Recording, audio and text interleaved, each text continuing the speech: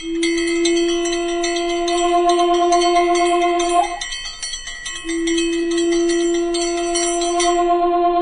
से बोलिए सियावर रामचंद्र की जय, पवन पुत्र हनुमान की जय।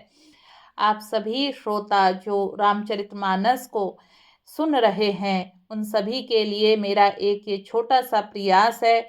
जो अपने दैनिक जीवन में समय नहीं निकाल पाता है, उनके लिए मैंने रामचरितमानस का मूल पाठ जो गीता प्रेस गोरखपुर के द्वारा प्रकाशित है वो लेकर आ रही हूँ। आप जो भी गायन में रामचरितमानस को सुनते हैं उसका अर्थ हमें समझ में नहीं आता है। आज मैं पूरी रामचरितमानस अर्थ सहित आप लोगों के सामने ला रही हूँ।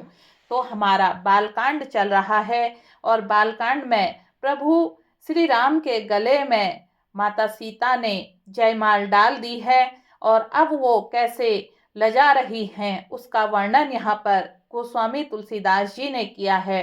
तो शुरू करने से पहले एक बार सारे लोग बोलिए सियावर रामचंद्र की जय, पवन पुत्र हनुमान की जय। सोहति सिय राम के जोरी, छवि सिंगारु मनहु एक ठोरी। सखी कहहि प्रभु पद गऊ सीता, करति न चरण परस अति भीता। श्री सीता राम जी की जोड़ी ऐसी सुशोभित हो रही है मानो सुंदरता और श्रृंगार रस एकत्र हो गए हों। सखियां कह रही हैं सीते स्वामी के चरण छुओ, किंतु सीता जी अत्यंत भयभीत हुई उनके चरण नहीं छूती हैं। गौतम तिय गति सुरति कर नहीं परसति पग पानी, मन बिहसे रघुवंश मनी प्रीति अलौकिक जानी।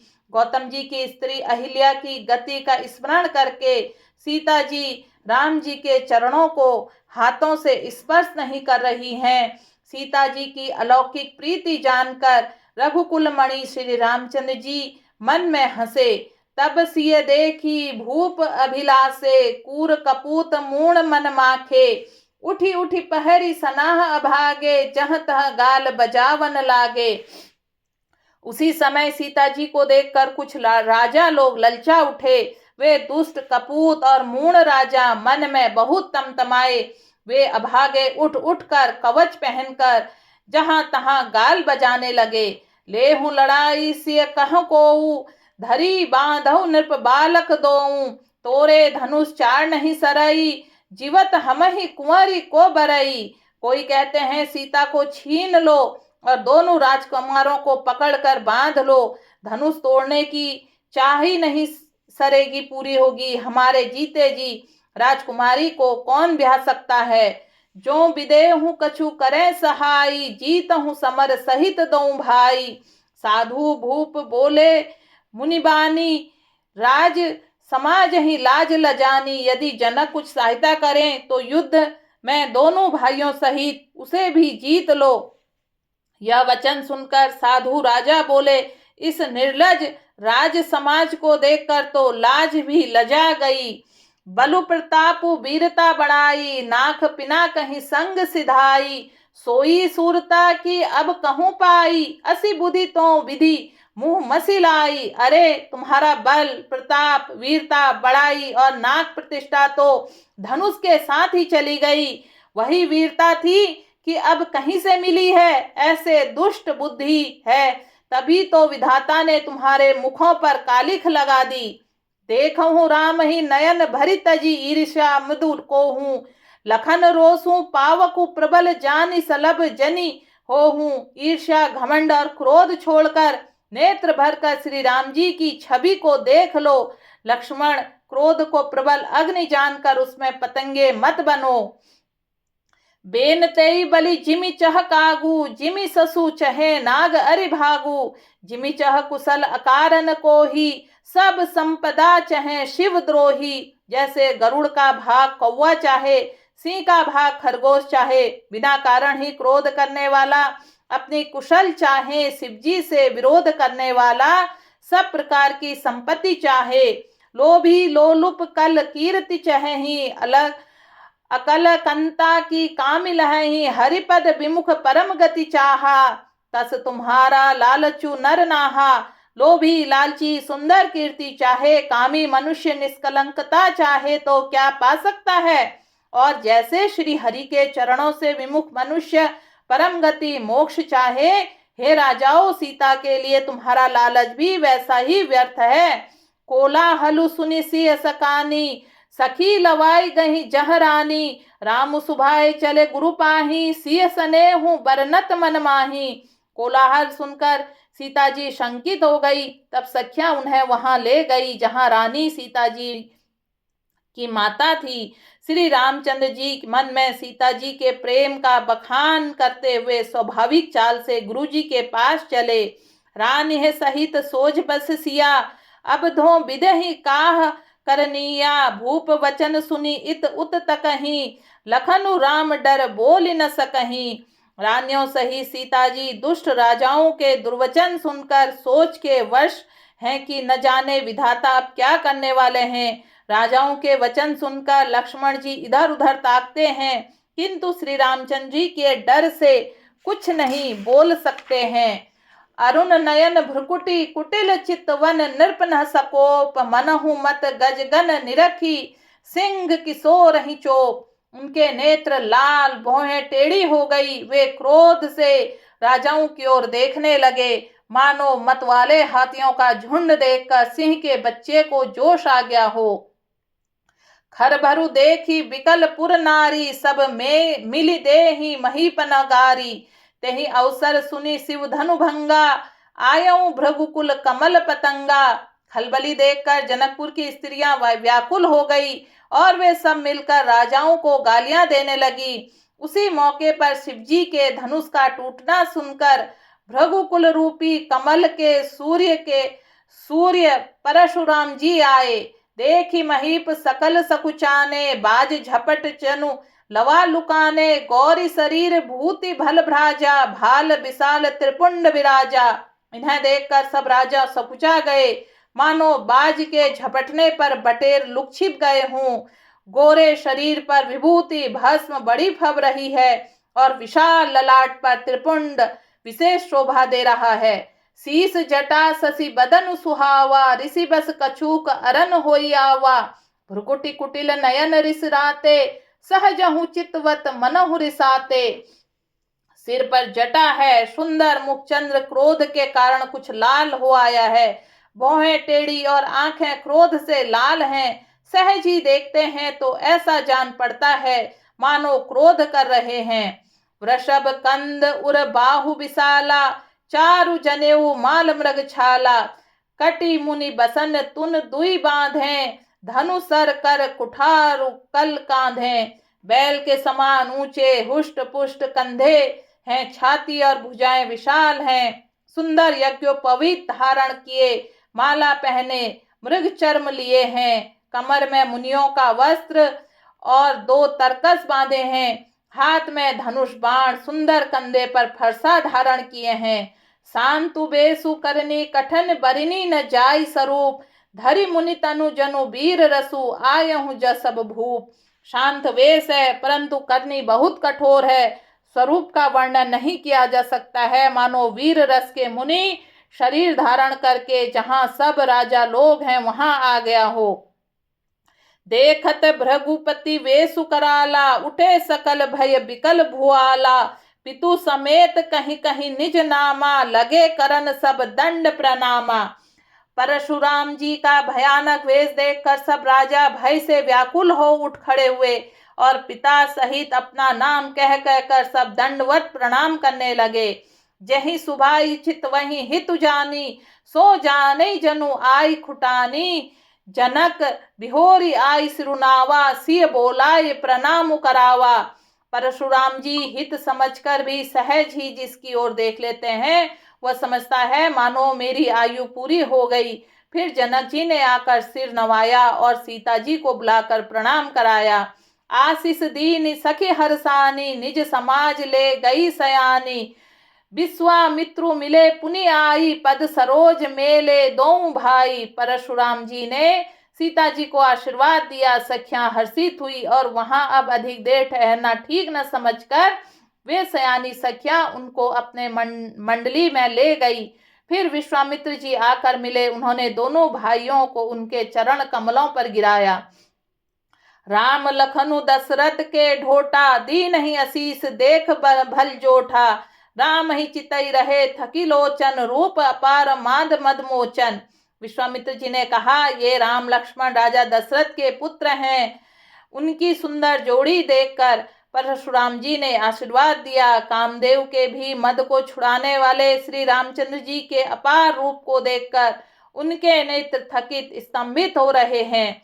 बहुरी बिलो की विदेह सन कहूँ कह अति भीर, पूछत जान अजान जिमी, व्यापेऊ कोपू शरीर। फिर सब देखकर जानते हुए भी अनजान की तरह जनक जी से पूछते हैं कि कहो, यह बड़ी भारी भीड़ कैसी है। उनके शरीर में क्रोध छा गया। समाचार कही जनक सुनाए, जहि कारण महीप सब आए। सुनत बचन फिरी अनंत निहारे, देखे चाप खंड मही डारे। जिस कारण सब राजा आए थे, राजा जनक ने वे सब समाचार कह सुनाए। जनक के वचन सुनकर परशुराम जी ने फिर दूसरी ओर देखा तो धनुष के टुकड़े पृथ्वी पर पड़े हुए दिखाई दिए। अतिरिस बोले वचन कठोरा, कहूँ जड़ जनक धनुष के तोरा। बेगी देखाऊं मूण न ताजू, उलटाऊं मही जह लही तव राजू। अत्यंत क्रोध से भरकर वे कठोर वचन बोले, रे मूर्ख जनक, बता धनुष किसने तोड़ा, उसे शीघ्र दिखा, नहीं तो अरे मूढ़, आज मैं जहां तक तेरा राज्य है वहां तक की पृथ्वी उलट दूंगा। अति डरू उतरू देत नृप नाही, कुटिल भूप हर से मन माही। सुर मुनि नाग नगर नर नारी, सोचहि सकल त्रास उर भारी। राजा को अत्यंत डर लगा, जिसके कारण वे उत्तर नहीं देते। यह देखकर कुटिल राजा मन में बड़े प्रसन्न हुए। देवता मुनि नाग और नगर के स्त्री पुरुष सभी सोच करने लगे, सबके हृदय में बड़ा भय है। मन पछिताति सिय महतारी, विधि अब संवरी बात बिगारी। भृगुपति कर सुभाव सुनि सीता, अरध निमेष कलप सम बीता। सीता जी की माता मन में पछता रही हैं कि हाय, विधाता ने अब बनी बनाई बात बिगाड़ दी। परशुराम जी का स्वभाव सुनकर सीता जी को आधा क्षण भी कल्प के समान बीतने लगा। सभई बिलो के लोग सब जानी जान की भीरु, हृदय न हर्षु विषादु कछु बोले श्री रघुवीर। तब श्री रामचंद्र जी सब लोगों को भयभीत देखकर और सीता जी को डरी हुई जानकर बोले। उनके हृदय में कुछ भी हर्ष न था न विषाद। एक बार प्रेम से बोलिए सियावर रामचंद्र की जय, पवन पुत्र हनुमान की जय। मास पारायण का यहाँ पर 9वां विश्राम पूरा हुआ। अब आगे का पाठ हम शुरू करते हैं। नाथ शंभु धनु भंज निहारा, हो ही केहूं एक दास तुम्हारा। आयुष कह कहीं किन मोही, सुनी रिसाई बोली मुनि को ही। हे नाथ, शिव जी के धनुष को तोड़ने वाला आपका कोई एक दास ही होगा, क्या आज्ञा है, मुझसे क्यों नहीं कहते। यह सुनकर क्रोधी मुनि रिसा कर बोले, सेवक सो जो करे सेवकाई, अरि करनी करी लड़ाई। सुनहु राम जेहि शिव धनु तोरा, सहस भाव सम सो रिपु मोरा। सेवक वह है जो सेवा का काम करे, शत्रु का काम करे तो लड़ाई ही करनी चाहिए। हे राम सुनो, जिसने शिवजी के धनुष को तोड़ा है वह सहस बाहु के समान मेरा शत्रु है। सो बिलगांव बिहाई समाजा, न तमारे जय ही सब राजा। सुनि मुनि बचन लखन मुस्काने, बोले परशुधर ही अपमाने। वह इस समाज को छोड़कर अलग हो जाए, नहीं तो सभी राजा मारे जाएंगे। मुनि के वचन सुनकर लक्ष्मण जी मुस्कुराए और परशुराम जी का अपमान करते हुए बोले, बहु धनु ही तोरी लड़काई, कबहु न असी ऋषि की न गोसाई। यही धनु पर ममता के ही हेतु, सुनि रिसाई कह भृगु कुल केतु। हे गोसाई, लड़कपन में हमने बहुत सी धनुहियां तोड़ डाली हैं, किंतु आपने ऐसा क्रोध कभी नहीं किया। इसी धनुष पर इतनी ममता किस कारण है। यह सुनकर भृगुवंश की ध्वजा स्वरूप परशुराम जी कुपित होकर कहने लगे, रे नृप बालक, काल बस बोलत तो ही न संभार। धनु ही सम त्रिपुरारी धनु विदित सकल संसार। हे राजपुत्र, काल के वश में होने से तुझे बोलने में कुछ भी होश नहीं है।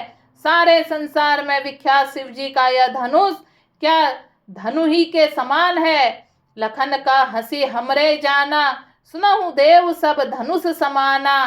का क्षति लाभु जून धनु तोरे, देखा राम नयन के भोरे।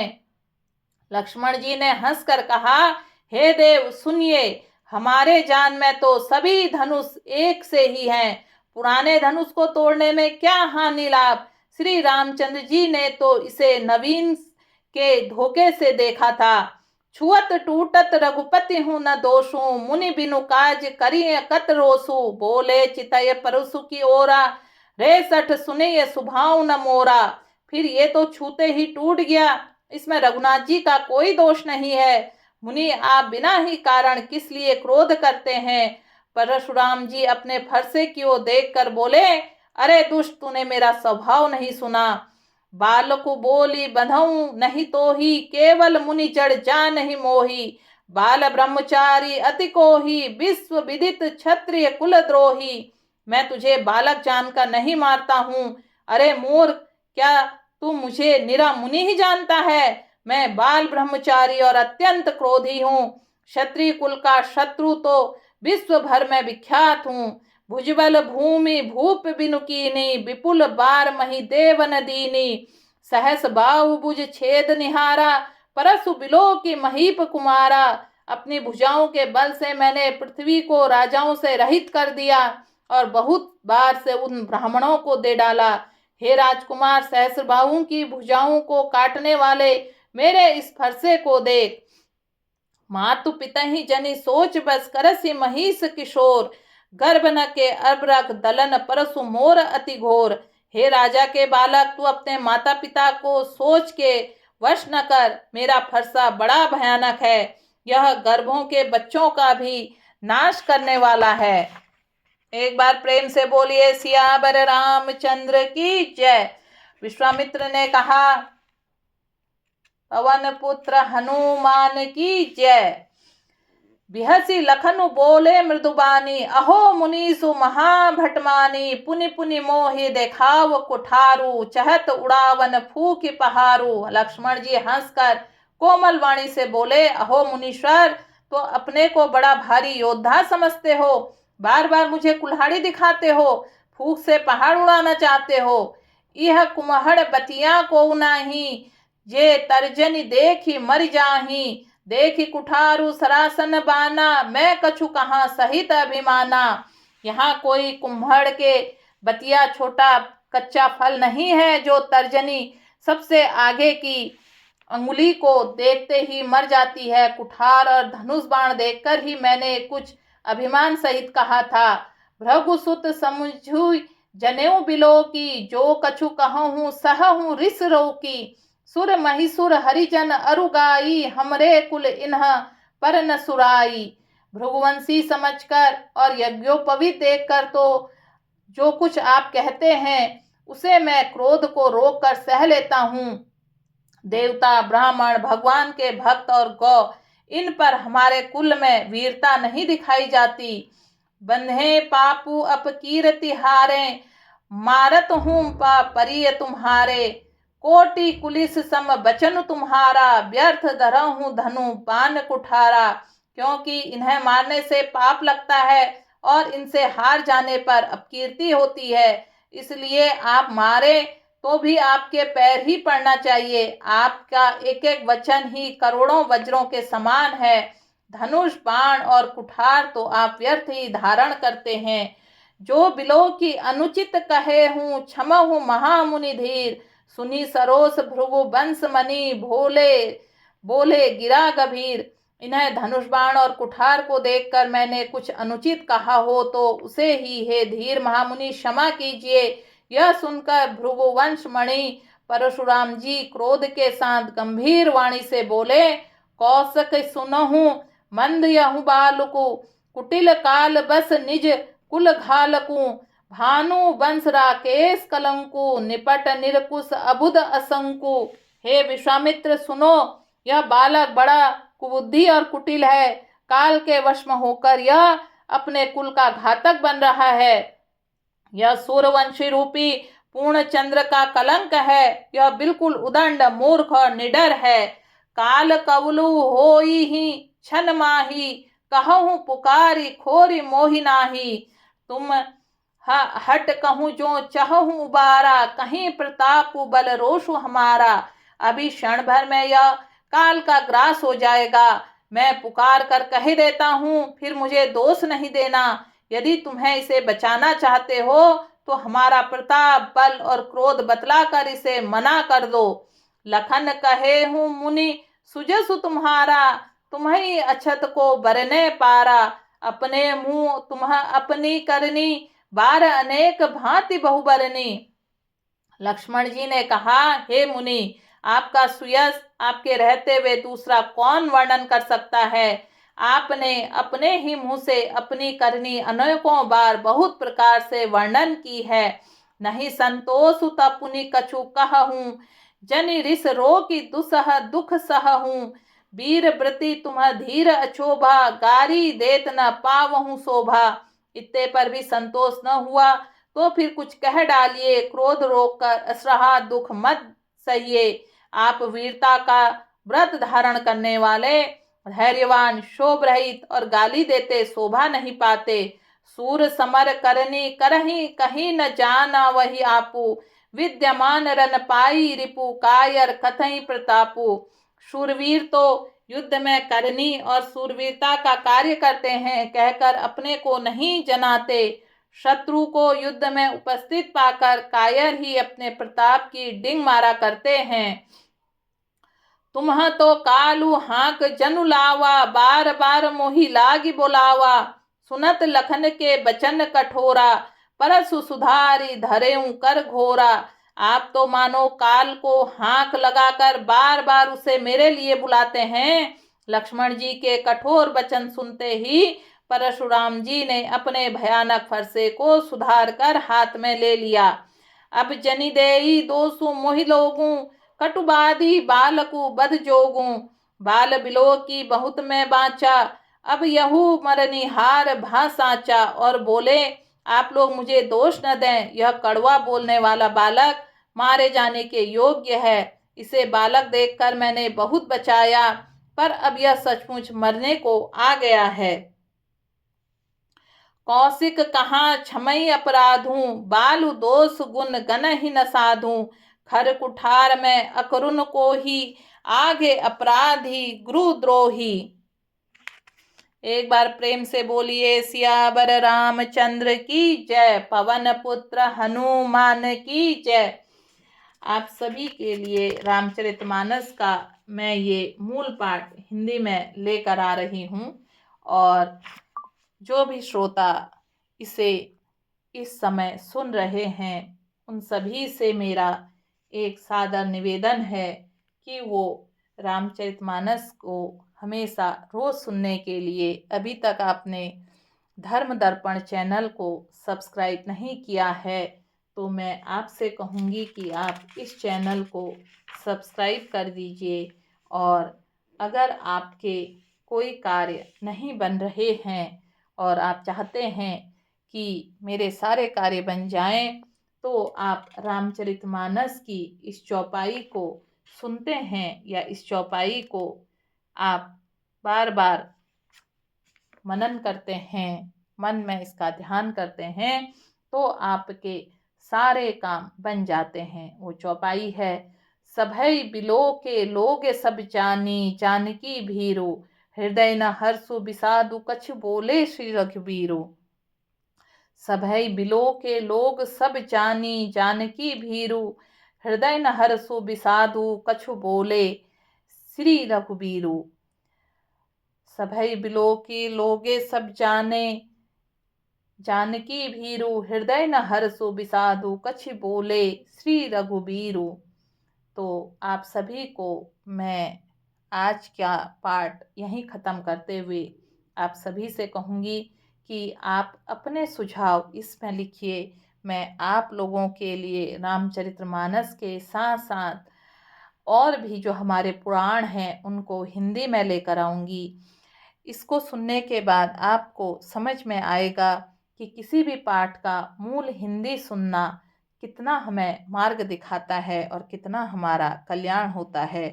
एक बार आप सभी से कहूँगी, प्रेम से बोलिए सियावर रामचंद्र की जय, पवन पुत्र हनुमान की जय।